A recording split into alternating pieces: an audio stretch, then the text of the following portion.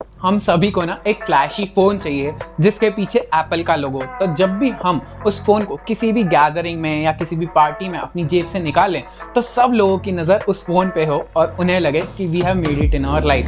तो दोस्तों, मैं हूं कल्पेश और आप देख रहे हैं विकी टेक। मेरे साथ इसी वीडियो में बने रहिए और आज हम बात करेंगे साइकोलॉजी बिहाइंड स्मार्टफोन के बारे में। तो चलिए शुरू करते हैं।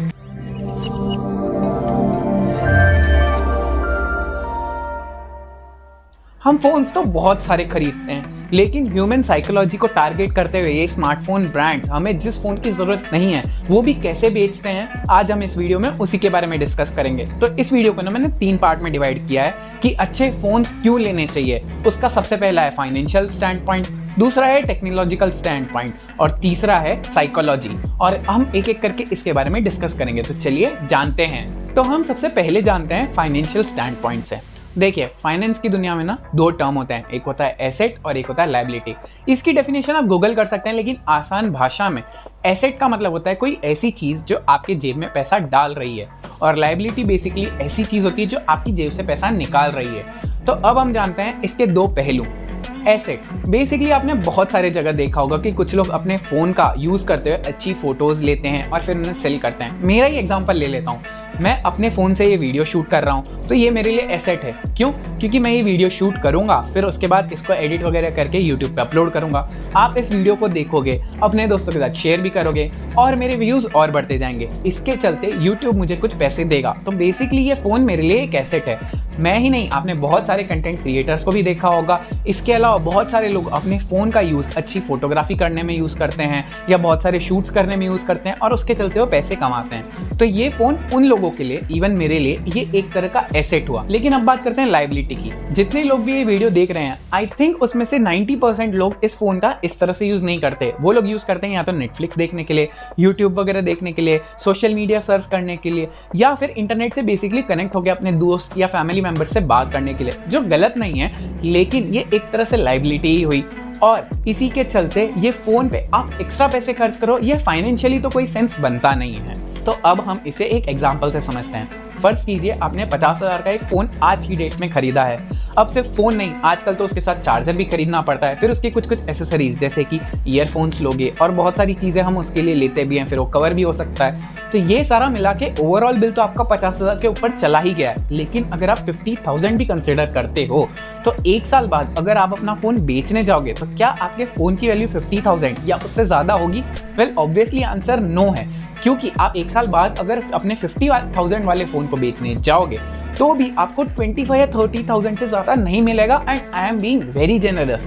बहुत सारे प्लेटफॉर्म्स हैं जहाँ पे आप जाके अपने फ़ोन की करंट वैल्यू देख सकते हो। लेकिन इसी चीज़ को अब हम कंपेयर करते हैं 25,000 वाले फ़ोन से। उसमें भी आप कुछ एसेसरीज तो लोगे ही, फिर वो ईयरफोन हो गए, फ़ोन का कवर हो गया, लेकिन इस बार आपका ओवरऑल बिल 50,000 को क्रॉस भी नहीं करेगा विद एसेसरीज। लेकिन एट द सेम टाइम आप अपना 25,000 वाला फ़ोन अगर बेचने जाओगे तो उसके अगर आपको 10,000 या 15,000 भी मिल रहे हैं, अगर 12,500 ही ले ले, तो यहाँ पे भी 50% से तो वैल्यू ड्रॉप हो रही है। लेकिन यहाँ पे आप सिर्फ 12,500 ही लॉस कर रहे हो, मतलब ऑलमोस्ट दुगना पैसा आप 50,000 के केस में लॉस कर रहे हो। ये तो चलो एक फाइनेंशियल एस्पेक्ट हो गया, लेकिन इसी फाइनेंशियल एस्पेक्ट में भी ना एक और चीज आती है।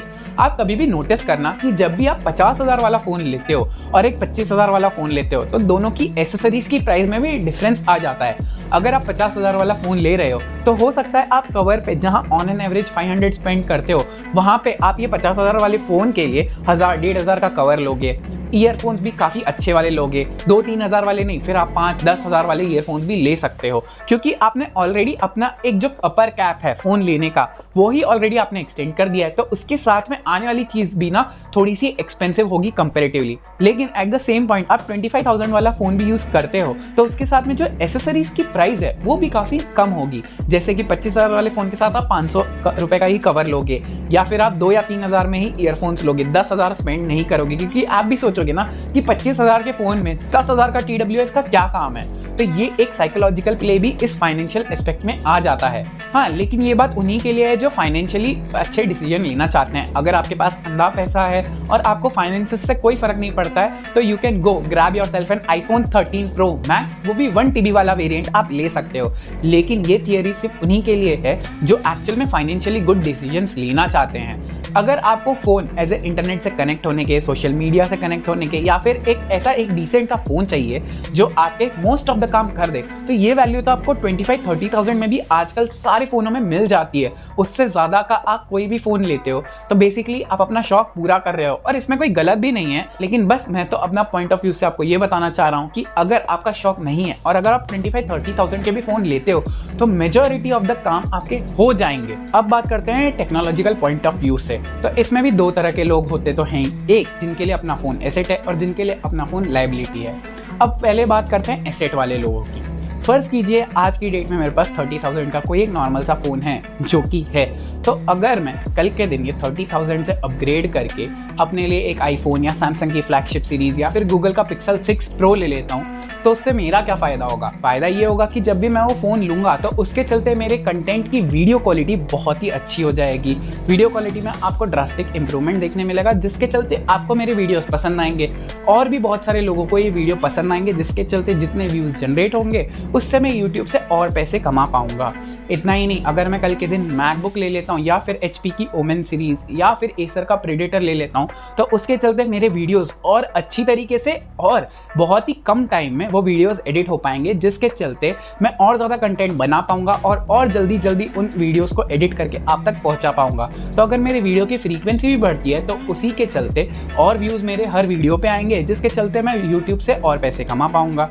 तो इसी के चलते ये मैकबुक या फिर ये आईफोन या फिर ये सैमसंग की फ्लैगशिप सीरीज़, ये सारे मेरे लिए एज एन इन्वेस्टमेंट काउंट होंगे, ना कि एज एन एक्सपेंस के तरीके में। लेकिन अब बात करते हैं उन लोगों की जो अपने फ़ोन को एज एन एसेट नहीं, एज अ लायबिलिटी यूज़ करते हैं। आप अपने फ़ोन को किस लिए यूज़ करते हो? नेटफ्लिक्स पे चिल करने के लिए, या फिर दोस्तों से व्हाट्सएप पे बात करने के लिए, इंस्टाग्राम पे स्क्रॉल करने के लिए, या यूट्यूब वगैरह से कंटेंट देख के और उसके बारे में पढ़ के समझने के लिए, या नॉलेज गेन करने के लिए। लेकिन ये सारी चीज़ें at the end of the day आपकी जेब में पैसा नहीं डाल रही है। नो डाउट आप इससे बहुत सारी चीज़ें गेन कर रहे हो और ये ज़रूरी भी है, लेकिन मेरा पॉइंट बस ये है कि ये सारी चीज़ें 30,000 वाले फ़ोन में भी हो सकती है। उसके लिए आपको 1 लाख रुपए खर्च करने की तो कोई ज़रूरत ऐसी नहीं है कि आपको कुछ अलग ही दिख रहा हो। और इसके अलावा भी अगर मैं आपको एग्जांपल से समझा दूं, तो एक आप 10,000 वाला फ़ोन और 20,000 वाले फ़ोन को कंपेयर करोगे तो 20,000 वाला फ़ोन 10,000 वाले फ़ोन से 3x 4x परफॉर्मेंस में ज़्यादा बेटर होगा। लेकिन अगर आप ये सेम चीज़ 20 to 30,000 वाले जाओगे तो मे बी 2x बेटर होगा 30,000 वाला फ़ोन। अगर आप 30,000 से 50,000 वाले फ़ोन में जाओगे तो 1.5x 1.7x टाइम्स ज़्यादा बेटर होगा। लेकिन अगर आप 50 से 1 लाख में जाओगे, सेगमेंट में अगर जाते हो 1 लाख वाले में, तो अगर आप टेक से भी नहीं हो तो आप बिल्कुल भी उसमें डिफरेंस भी नहीं बता पाओगे। हाँ, जस्टिफाई करने की कोशिश ज़रूर करोगे कि हमारा आईफोन है, इसकी सिक्योरिटी बहुत अच्छी है, इसके कैमरे बहुत ही ज़्यादा अच्छे हैं, लेकिन at the end of the day उतना ज़्यादा अच्छा कैमरा आपकी लाइफ में एज सच कोई चेंज नहीं ला रहा है। आजकल 30,000 में भी इतने अच्छे फ़ोन मिल रहे हैं कि आपको 1 लाख तक जाने की ज़रूरत ही नहीं है अगर आप इस फील्ड में नहीं हो। वो फिर कंटेंट क्रिएशन हो गया, फोटोग्राफी हो गया, वीडियोग्राफी हो गया, जो एक्चुअल में आपको पैसे जनरेट करके दे रही है, या वो आपके बिजनेस में बेसिकली किसी तरह से वैल्यू ऐड कर रही है। आप 30,000 के भी फ़ोन में आप गेमिंग कर सकते हो, लाइट गेमिंग अगर आप करते हो तो। अगर आपको फोटोज़ वगैरह खींचनी है तो वो भी खींच सकते हो, जिसके चलते आपकी मेमोरी संभाल के रखी जाएगी। और इसके अलावा भी आपके डे टू डे सारे काम 30,000 वाले फ़ोन में भी हो जाएंगे।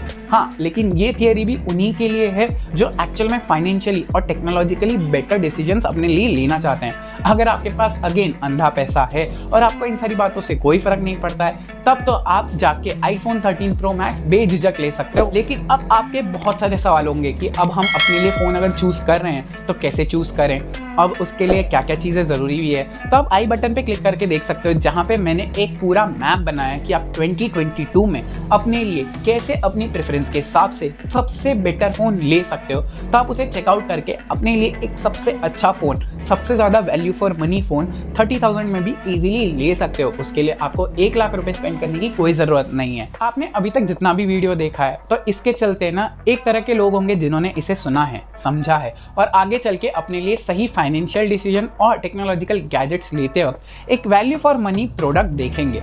लेकिन इनमें से काफ़ी लोग ऐसे भी होंगे जिनके पास अंधा पैसा है और उनको इन बातों से नहीं फर्क पड़ता है और वो लेंगे तो आईफोन ही। ये भी ठीक है, लेकिन इनमें से मेजॉरिटी ऑफ ऑडियंस ऐसी होगी जिन्होंने सुना भी है, समझा भी है और वो फाइनेंशियली अच्छे डिसीजन या वैल्यू फॉर मनी प्रोडक्ट लेना भी चाहती है, लेकिन चाहकर भी नहीं कर पाएंगे, क्योंकि मेरा ये एक वीडियो आपको इतना ज़्यादा इन्फ्लुएंस नहीं कर पाएगा जितना कि सामने वाली कंपनी करोड़ों खर्च करके आपको इन्फ्लुएंस कर रही है, आपकी साइकोलॉजी से खेल रही है और इसी के चलते अपने प्रोडक्ट्स आपको बेच रही है और अपनी जेब भर रही है। एक बहुत ही फेमस कोट है, you can't make people buy something they don't want, you can make people buy something they don't need. है ना, हम एग्जांपल से समझते हैं। फर्ज कीजिए आपको लैपटॉप का कोई शौक नहीं है, तो मैं आपके सामने कितने भी लैपटॉप की ऐड चला दूं कि एप्पल का सबसे लेटेस्ट मैकबुक आया है M2 चिप के साथ में, जो दुनिया की सबसे पावरफुल चिप है, तो भी आप कितनी भी बार वो ऐड देख लो, आपको लैपटॉप खरीदने का मन नहीं करेगा, आप उस ऐड से इन्फ्लुएंस नहीं होंगे।